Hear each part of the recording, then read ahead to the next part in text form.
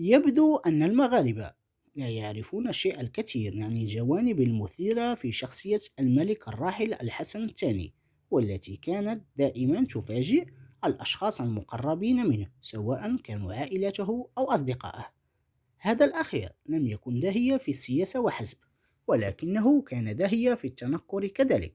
فالحسن الثاني لم يكن يتردد في الاختلاط بالناس في الأسواق وعبر الساحات والحدائق العمومية، مستغلا تنكره في أزياء وهيئات مختلفة.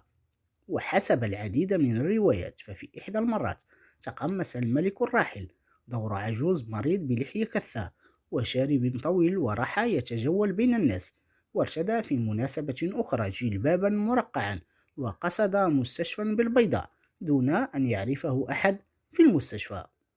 كما أخفى ملامح وجهه ولبس لباس الجنود وعمل كسائق بمدينة الجديدة، ولبس أيضا جلباب الرجل الفقير وذهب لشراء براكة في العاصمة الرباط.